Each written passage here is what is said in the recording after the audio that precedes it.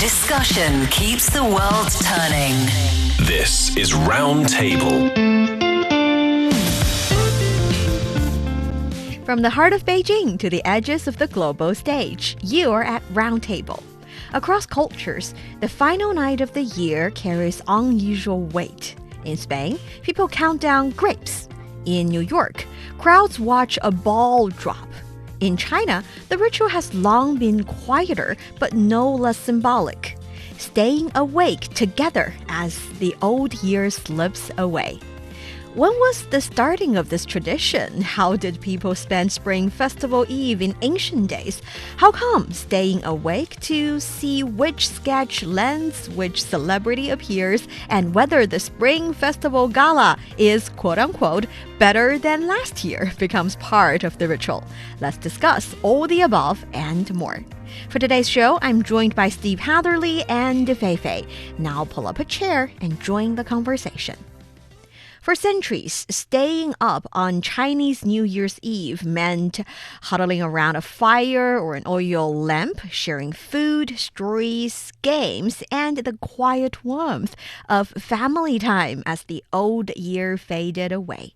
Today, the fire is gone, but the fun remains. Since 1983, the Spring Festival Gala has turned staying up late into a national screen-centered ritual, drawing millions of families toward the same show at the same moment. As private reunion and mass media merge into a new kind of togetherness, what exactly have we gained, and what might we have lost? And in an era of endless screens, what does it really mean to stay up late together? Yes, we're talking about something that has been in the gene of Chinese people's Spring Festival for quite a long time. That is the staying up late thing. Yeah, and watching the Spring Festival Gala. For our generation, at least. Yeah, for our and also for my parents' generation, I would assume. Because now, yes. Whether or not you choose to watch the gala, I think is about 4 or 5 hours long.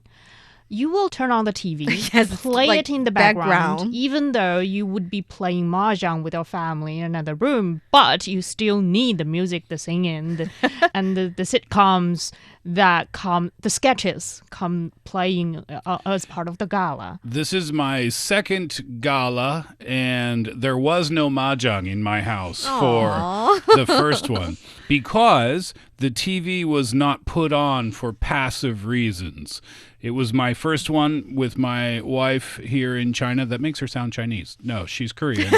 But it was our first gala to see together or at all. So we watched it from the beginning all the way to the very end for 5 hours. Wow. And we loved it. Fei Fei, have you ever appeared on the Spring Festival Gala before? Of course not. Me Too neither. bad. I have. Oh. Yeah, bit famous over here. I was in the tiny upper left-hand corner for about 0.02 seconds. But it's still billions of views. I didn't even see it. Yushin saw it and texted me, and he got a screenshot of it. So that was a cool thing. I was blown away last year. You know, we talked about it, of course, before it actually appeared on television. I learned that, it goes back to 1983, and it is the tradition. People put it on, even if they're watching intently or not. But I was absolutely floored by the quality of the production and the scale of the production all over the country.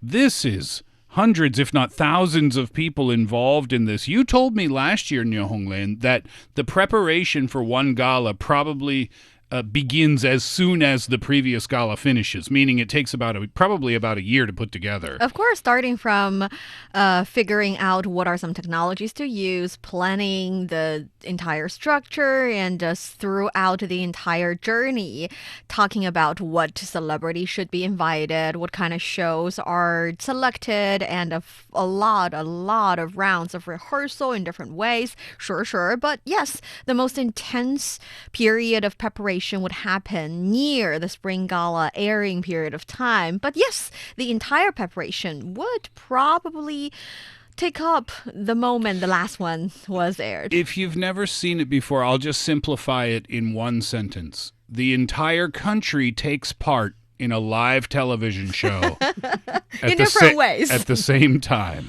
Yeah. It's incredible. We will go even deeper into the gala, especially the part where Steve said the entire country takes part. And it's true. It's true. Especially these days, there are many, many interactive activities you can enjoy during, before, and after the gala period of time. And also, by the time we air this episode, yes, we're doing a pre-recording. We are going to celebrate Spring Festival at home as well, not hearing. So it's not a real live show per se. But by the time we air this, it will be the first day of the year of the horse. So I guess Happy New Year! Happy Chinese New Year! So tell us in the comments or in the form of a email to roundtablepodcast@qq.com whether or not you stayed up late last night. Do kids typically have a bedtime in Chinese culture? Yeah, sure. Around 9. Around 9? Maybe. Different family, different habits. But Spring Gala night, no Different. bedtime. Yes, it's different. They also were encouraged to stay up late. At least stay till midnight. Yeah.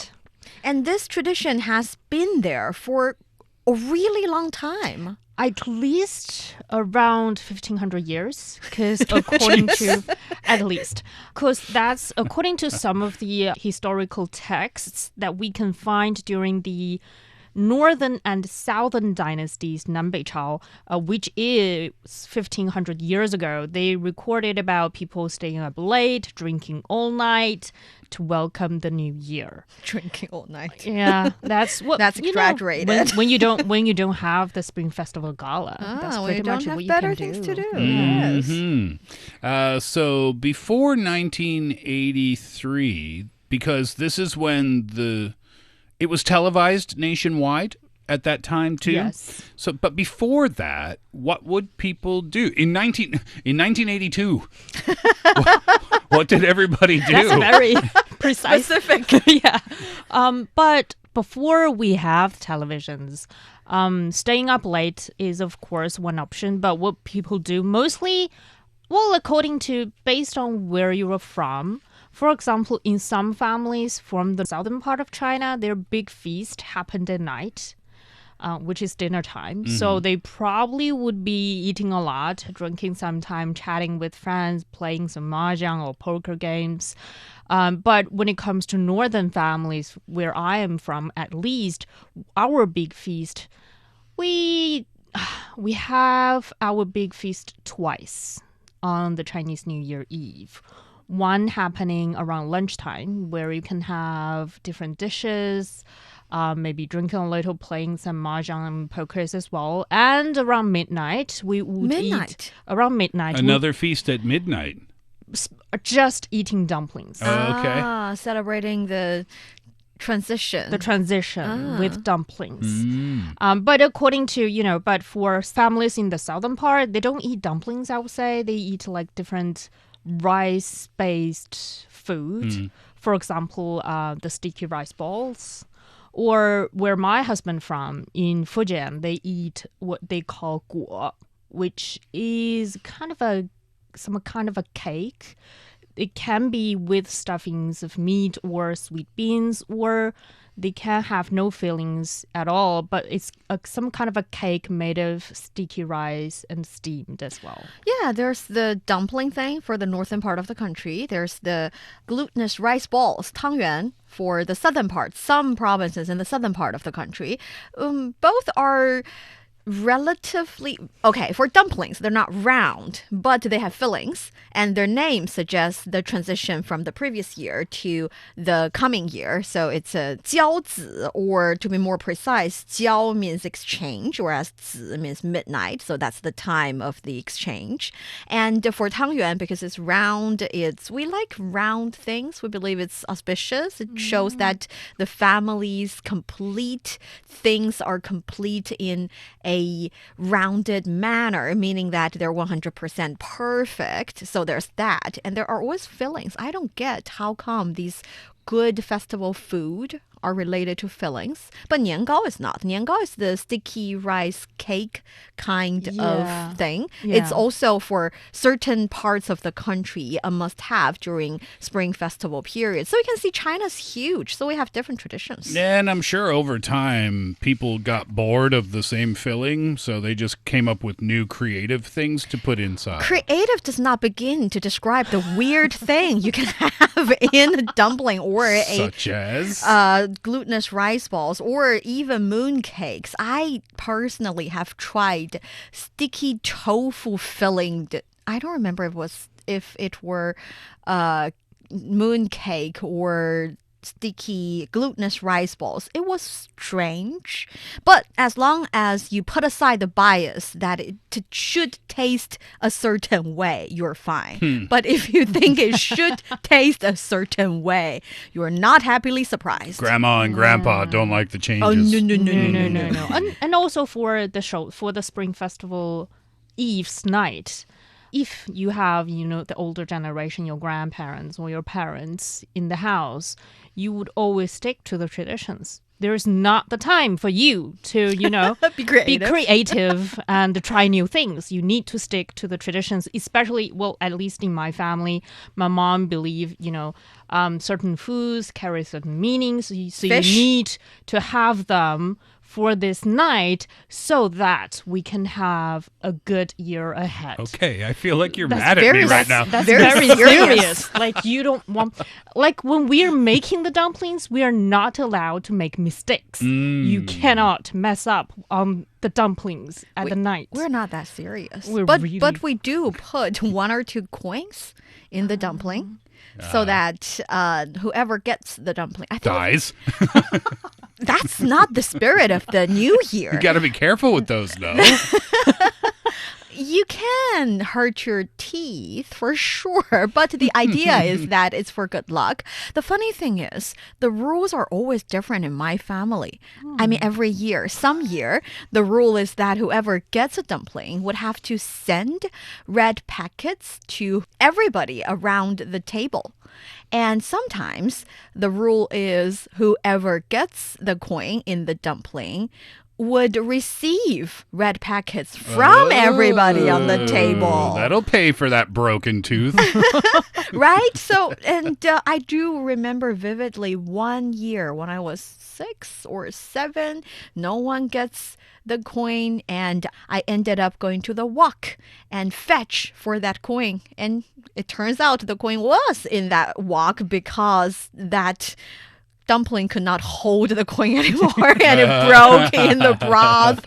And they gave me red envelopes at the end. I was very happy that year. Childhood memories. Yes. So yeah, there's that tradition, and other food should appear on the table as well. Fei Fei mentioned that traditions are traditions, especially when the elder generation is celebrating together with we celebrate. Oh, by the way, I think it's a bit like Christmas. That is, you would celebrate it with extended family, not only your small family, but also the grandparents, the cousins, and everybody.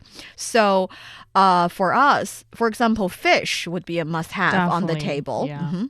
Pretty much on every table on that night throughout China, I would believe there will be a fish, some kind of a fish dish on their table. And there are also a lot of taboos surrounding Really? how you eat that fish. Fei For Fei is example- full of rules. Yeah, She's very Did you have a serious. happy childhood? Yeah, like that's from my grandma. Like, she has a lot of rules. For example, we're not allowed to mess around the head and the tail of the fish. By saying messing around, do you mean that they have to be complete They on have the to be- table? Yes, so that Huh. it means that we have leftovers throughout the year. For Because the pronunciation of fish in Chinese is yu, which also is the pronunciation of another character meaning surplus. meaning you always have your surplus in your wallets, in your bank account, or anywhere in your home throughout the year. So we always do that. And also when it comes to, for example, the choice of vegetables and fruits, there are also some traditions or rituals around that as well. For example, the Chinese cabbage is sort of the star of the table as well, because cabbage, 白菜, meaning also carry the same pronunciation as 百财, meaning 100 of wealth, meaning a lot of wealth. I'm curious, in Western culture, do you have this similar pronunciation? And also this focus on wealth. Yes, do you have that?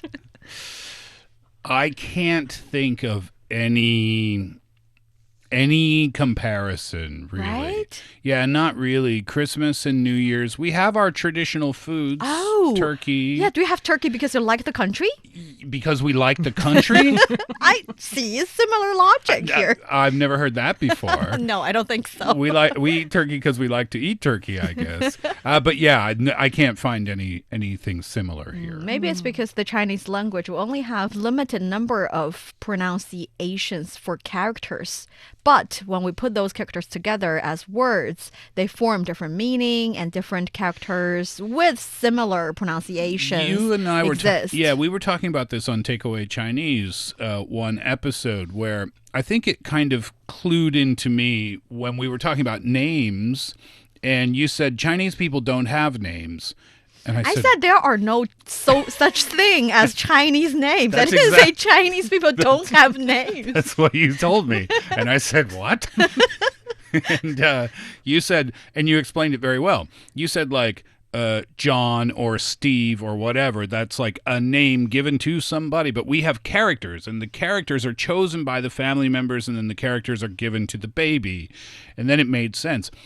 So it makes sense again in this instance because you'll have overlapping characters sometimes. So I think that's what the reason is Fei Fei's maybe talking about this now is because this character represents this, but it also has the same pronunciation, but it represents that fortune and good luck and fish and all. So I get it. I understand, yeah. Yeah, fish is a good example. And besides fish, nowadays I think when it comes to the Spring Festival major dinner or lunch, for some family, it is getting more and more demanding.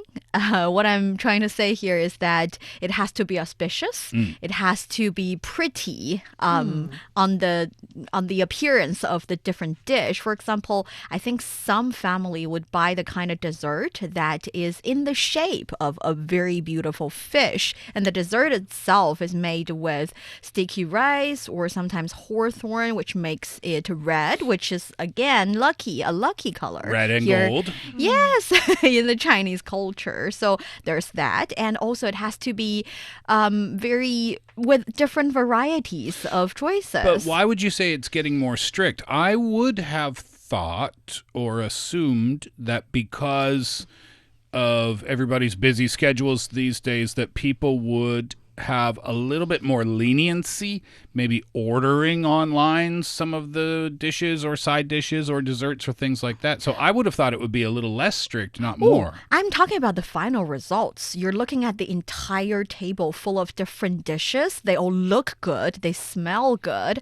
And you can see the kind of luxurious ingredients like lobster and different types of crab. And I'm not saying all these dishes are handmade by whoever's running the family dinner. Many of them could be pre-cooked food ordered from online. All you need to do is microwave it and you have a perfectly tasty and beautiful dish. So you mean it's about the strictness in the presentation and the taste of it. And I think that has to do definitely with economic development. Like for example, in 1982, before we have the Spring Festival Gala, we like that year. Having some sort of a meat dish would be considered a luxury at that time for some families. And now, get very picky. Yeah, you eat meat every day, so having some sort of a just random red meat dish wouldn't be considered special or a feast. The bar has been raised. Yeah, so you not only need meat, you also sometimes need some kind of seafood, probably imported across the globe. Yeah. And fruits imported from around the world. And so that, every year, I think we heard complaints from some people in recent years that it's getting less the vibe of Chinese New Year's Eve compared with when they were a child.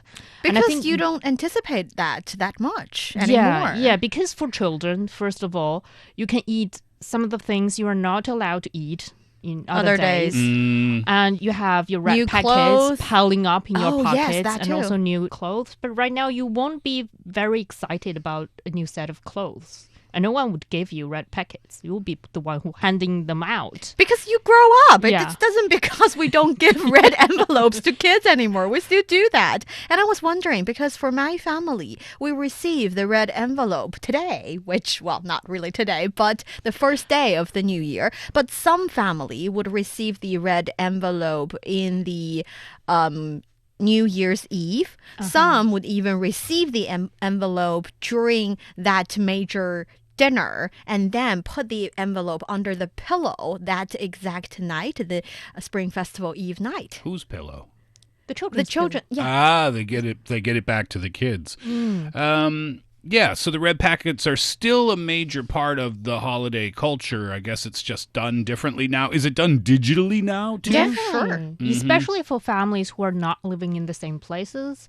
And it was just send them a red packets online through WeChat, for example. And they also have like different covers for those digital packets right now, which is another fun part that people can have a little bit of fun with over here. The funny thing is, when it comes to red envelopes, red packets, in the northern part of the country, it tends to be you give it to those who are young kids. So older generation would give it to younger generation mostly. But in southern part, especially Guangdong province, it's a gesture for everybody. You would give red envelope to the staff member working in your residential community. You would give the employee some red packets from the employer, but the amount of money contained in the packet would be much, much smaller. So it's kind of like a good gesture and a good way to celebrate the new year. It's just something nice to do to whoever. Yeah, exactly. And also they give up in southern part of China, they give up pretty much red envelope on every occasions. For example, a newborn in the family. Yes. You move to a new home, landed a new job, and your family and friends will give out some of the red envelope without having to be majorly with a major expenses wrapped inside it. Mostly it's just changes, like 10 kuai or 20 kuai. Yes. Yeah. And when Steve asked, what did you do when you didn't have Spring Festival Gala to watch, I was pondering on that question, and I realized one thing that my family used to do was to play with firecrackers. And playing with is the word I used because I was the kid and I was really just playing with them. There are those that are very, very loud. There are those that are beautiful and splendid because you're doing it during nighttime. They're just pretty.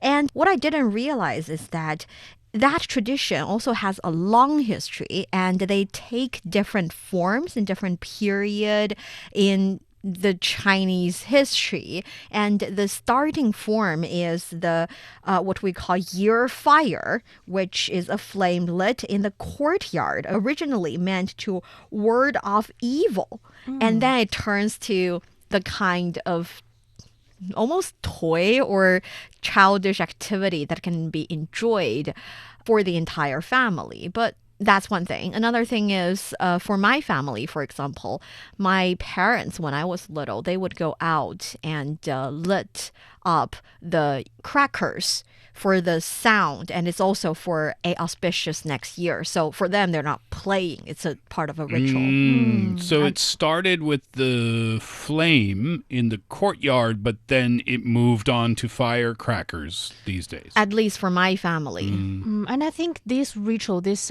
either lighting up a fire and also, playing or just lighting up some of the firecrackers, in the past has attachment when it comes to drive off the evil. Because in the past, the Chinese New Year is some sort of related to some of a evil spirit, and there will be traditions and rituals surrounding how to drive off that evil so that we can enjoy auspicious New Year. But now it's more just about fun and entertainment. Yeah. I used to hate those firecrackers at midnight. It was so loud. You can't mess around with the I firecrackers? can't hear the Spring Festival Gala. It was so loud. So I really hated it when I was a child. One thing we have to say is that I think for the past 5 years or 10 years, I cannot remember vividly, because those are firecrackers and they pose harm to the air quality in the city. And especially if you're doing it in a very populated city. Imagine every family doing it at one night. How bad the air quality can turn to the next day. So it was banned in city center especially for several years. And I think that has something to do with the kind of material and the kind of technology used in the making of firecrackers. But somehow, because if we're talking about less populated areas and countryside or the outskirt of a major city, I think it's still allowed, and it is part of the, Spring Festival fun. So I have a question. I know that during the New Year, people say 新年快乐, which is Happy New Year. Xin means new and Nian means year. But Nian had some sort of connection to a monster living in the sea. Am I correct about that? Maybe not the sea. Different Nian lives in different parts. Oh, different monsters. Oh. No. It's symbolic. It's just a monster. It's definitely a monster. And then that's why a lot of the traditions and rituals surrounding about driving off the evil, which is this monster. And I think in the Song Dynasty, they have like a whole formation, whole parade in the capital city to do that for the whole day on the Chinese New Year Eve. So when they decided, they found that evil spirit in the city, they buried it, and then you can start, the night markets and all the celebrations. So that's about 1,000 years ago. So it's cool that this is kind of, you guys are both sharing information today, which further solidifies the fact that cultures are different, even within China. Yes. And family traditions are different too. And when I was much younger, I thought this is entirely everybody, like 1.4 billion people would celebrate it the same way, in the sense that we view Spring Festival as the most important festival of the year. But that's not really the case, because we have 56 different ethnic groups here in China. And for different ethnic groups, for some ethnic groups, they have their own traditional New Year, which falls on different time of the year. It's not only the Spring Festival period of time. For example, in Xizang, I think their Xizang New Year would happen a bit differently. I think sometimes close to Spring Festival period, and sometimes a little bit further, like a month away from it. And also for the Dai people, they have their Dai 新年, Dai New Year as well. So yeah, this is a country full of different varieties, but because the Spring Festival period is a national holiday, everyone would get to enjoy it at least. Yeah, and there are a lot of surrounding activities. Like we said, a lot of delicious food on this night. A big gala's been thrown for 5 hours for people to watch. And I think this year, and the people are also allowed to comment online during the Spring Festival Gala online live stream, which adds up on the fun. And then... And you can interact with the programs in the sense that at certain time when the hosts say, hey, it's the time when the Spring Festival Gala sends out red envelope. All you need to do is scan the QR code on the screen or type something and then start shaking your phone. You can be the one who's grabbing the red envelope as well. And that's how people, whoever's watching the gala, would be able to literally participate in one of the most watched show on earth. Yeah, I mean, in that sense, you're not only just watching the gala with your family, you're basically watching the gala with the whole country. That's online. Very cool. Yeah. So it's already the first day of the Year of the Horse. Let us know, did you enjoy the Spring Festival Gala this year? And let us know what is your favorite Spring Festival related event that you enjoy every single year.